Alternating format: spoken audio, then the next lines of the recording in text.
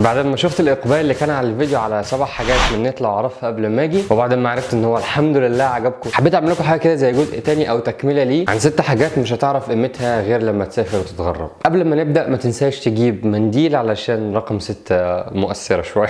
صلى على النبي ويلا بينا. بما اننا ذكرنا في الفيديو الاول عن حاجات تمنيت ان انا اعرفها قبل ما اجي، وعامه هتلاقيه في الاي اللي هنا، النهارده ان شاء الله عملت لكم جزء تاني او زي تكمله كده ليه عن برضه حاجات مش هتحس بقيمتها غير لما تسافر وتتغرب. دورت على النت هنا وهنا وما لقيتش اي حاجه من اللي هتلاقوها موجوده في الفيديو دي تقريبا. علشان اكون منصف، الاغلبيه بيذكر لك ان انت لازم تجيب معاك حلل، لازم تجيب معاك الفريش باز او الشطافه المتنقله، لازم تجيب معاك توابل، لازم تجيب معاك مش عارف ايه. دي ان شاء الله حاجات هنتكلم عنها في فيديو منفصل باذن الله، ولكن في حاجات تانية مهمه مش الكل بيقول لك عليها وحاجات مش بتشترى بالفلوس. خلينا النهارده ان شاء الله نتكلم عنها. ومعانا اول حاجه وهي الحنان والامان النفسي. مش هتلاقي حنان ولا هتلاقي حب ولا هتلاقي امان وراحه نفسيه غير مع والدتك والناس اللي انت عايش معاهم العمر كله تقريبا، سواء كانوا اصحابك، حبايبك، اخواتك، اهل المنطقه، اهل الحاره. كل الناس ديت وانت ماشي وسطهم بتحس دايما بالامان وبتحس دايما انك في بيتك، سواء كان بيتك اللي بتفتحه بالباب او بيتك اللي هي المنطقه اللي انت بتخش فيها. للاسف حاجه زي كده مش هتلاقيها لما تتغرب او لما تسافر،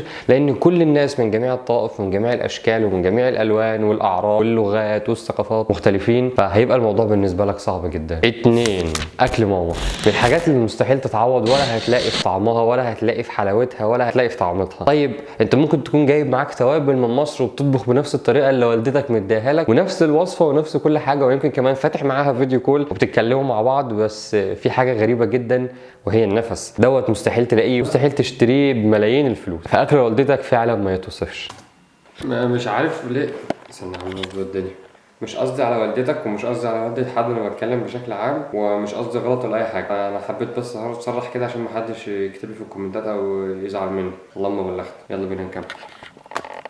فاكل والدتك مش هتعرف تعمل زيه ولا تلاقي زيه في العالم كله. 3. ومن الحاجات المهمه جدا وهي الفلوس. مش هتحس بقيمتها غير لما تكون محدوده في ايدك. انت يمكن برضو تحس حاجه زي كده في بلدك لو كان مرتبك مش قد كده، ولكن دايما هتبقى عارف ان انت عندك ولو 1% امان شويه. على الاقل بتتعامل مع شعب مسلم، مع شعب شرقي هيفهموا دماغك وهيقدروا يساعدوك حتى لو مش هيساعدوك بفلوس. مثلا لو كنت جعان ممكن تخش مطعم تاكل من غير ما تدفع فلوس، لان هي دي الحاجه اللي هو يقدر يساعدك بيها. ومثلا عايز تركب مواصلات ممكن تركب مواصلات من غير ما تدفع فلوس، سواء كان بقى الكمساري يتساهل معاك او صاحب الباص هو اللي يتساهل معاك. دوت برضو اللي هيقدر يقدمه لك، مش هيقدم لك فلوس بس هيقدم لك خدمه بالحاجه اللي هو يقدر عليها. 4. الصحاب. صح ان الغربه بتخليك تعمل صحاب كتير جدا عددهم لا يعد ولا يحصى، من ثقافات مختلفه، ديانات، اشكال، اعراق، كلهم بيكونوا مختلفين عنك في حاجات كتير جدا. وعلى فكره ده شيء حلو عشان بينمي عندك جوانب كتيره جدا مختلفه منها الثقافه مثلا. ولكن اصحاب المدرسه واصحاب الحاره واصحاب الدرس من الصعب جدا تلاقي زيهم في اي مكان في العالم، لان دول ناس كان بيجمعكم حاجه واحده بس، سواء كانت في الدروس فهي الدراسه، او في الشارع فهو لعب الكوره،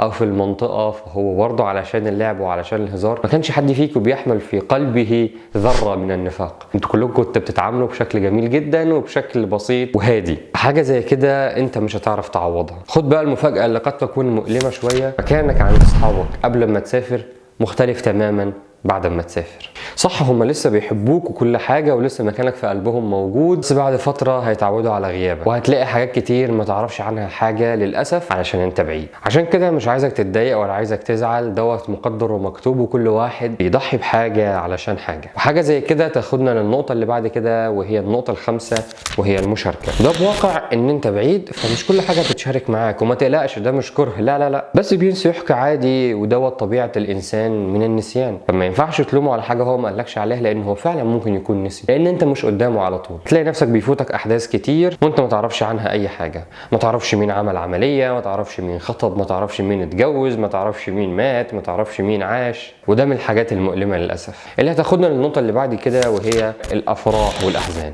بعد اول فرح وبعد اول عزاء وانت مش هتكون موجود فيها هتتعود على اللامبالاه، ودي حاجه حلوه ووحشه ولكن بحدود، وهي بتخليك انك دايما مؤقت وقت الفرح مثلا او وقت الزعل. اقول لك ازاي. فقبل الفرح تقريبا بشهر وانت بتجهز معاه كل تجهيزات الفرح، وهي من اختيار القاعه والاكل والشرب والمعازيم وكارت الدعوه وكل الحاجات دي. ولو مثلا الشقه برضه ما كانتش جاهزه تساعده في نقل الاغراض والعفش بتاعه والفرش والتظبيط وكل الكلام ده وهدومه والمصور و كل دوت بيكون فتره تجهيز للفرح، وهي بتكون بنسب فرحه قليله جميله، وكل دوت بينصب في النهايه للفرح اللي هو الفرحه الكبيره. فلو انت بتجهز بقالك شهر مثلا، فانت كده بقالك شهر كامل قد يكون في تعب، ولكن انك بتكون مبسوط انك بتتعب التعب ده علشان في الاخر يكون الفرحه الكبيره. ولكن لو انت مسافر مش هتفرح غير يوم الفرح بس. وكذلك الاحزان والوفاه برضو بتكون بعديها بنفس الفكره. فده بيكون حلو انك مش بتكون مشتت فتره طويله، هي فتره معينه بس سواء كان فرح او وفاه. ووحش برضو ان فرحتك وحزنك محدودين جدا. خليك فاهم ان محدش بياخد كل حاجه. دي كانت 6 حاجات حبيت اوصلها لك عشان تفهمها وتتصارح معاها مع نفسك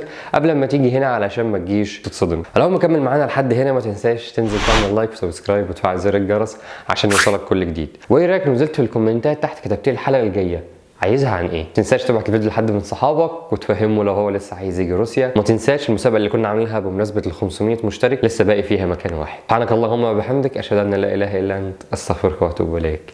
والسلام عليكم. ده كان الغيث اذا